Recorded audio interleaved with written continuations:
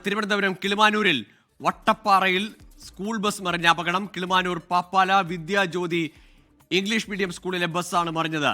ഷഫീദ് റാവുത്തർ ചേരുന്നുണ്ട് വിശദാംശങ്ങളുമായി. ഷഫീദ്, ആ ബസ്സിന്റെ ഇപ്പോഴത്തെ ഈ പുറത്തു വരുന്ന ദൃശ്യങ്ങൾ നമ്മൾക്ക് കുറച്ച് ആശങ്കയുണ്ടാക്കുന്നതാണ്. എത്ര കുട്ടികൾ ആ ബസ്സിൽ ഉണ്ടായിരുന്നു, ഇവരെ ഏതൊക്കെ ആശുപത്രിയിൽ എത്തിച്ചു, ഇവരുടെ ആരോഗ്യനില സംബന്ധിച്ച പ്രാഥമിക വിവരങ്ങൾ എന്താണ്?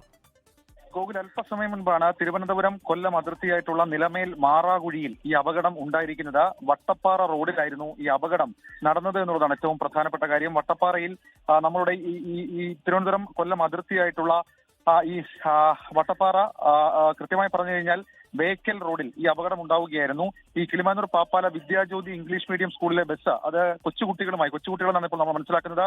കൊച്ചുകുട്ടികളുമായി അവരെ വീടുകളിലേക്ക് എത്തിക്കാൻ പോയപ്പോഴായിരുന്നു ഈ ബസ് അപകടത്തിൽപ്പെട്ടത്. റോഡിൽ നിന്ന് 1, 2, 3 കരണം മറിഞ്ഞ് ഈ ബസ് താഴേക്ക് പോവുകയായിരുന്നു. ശേഷം ഒരു മരത്തിലിടിച്ചാണ് ഈ ബസ് നിന്നത്. ബസ്സിൽ 20-ലധികം കുട്ടികൾ ഉണ്ടായിരുന്നു എന്നുള്ളതാണ് പ്രാഥമികമായി നമുക്ക് അവിടുത്തെ നാട്ടുകാരിൽ നിന്നും രക്ഷാപ്രവർത്തനത്തെ പോലീസുകാരിൽ നിന്നും ലഭിക്കുന്ന വിവരം. കുട്ടികളെ ഇപ്പോൾ തൊട്ടടുത്ത ആശുപത്രികളിലേക്ക് മാറ്റിയിട്ടുണ്ട്. കടക്കൽ താലൂക്ക് ആശുപത്രി അടക്കമുള്ള സ്ഥലങ്ങളിലേക്കാണ് ഇവരെ മാറ്റിയിട്ടുള്ളത്. നിലവിൽ ചില പരിക്കുകൾ കാര്യമായി തന്നെ വിദ്യാർത്ഥികൾക്ക് പറ്റിയിട്ടുണ്ട്. ലോകത്തെവിടെയായാലും ഏത് സമയത്തും 24 വാർത്തകളും ഓഗ്മെന്റഡ് റിയാലിറ്റി പാക്കേജുകളും എക്സ്പ്ലെയിനറുകളും വിശദമായി കാണാൻ ഞങ്ങളുടെ യൂട്യൂബ് ചാനൽ നിങ്ങൾക്ക് സബ്സ്ക്രൈബ് ചെയ്യാം.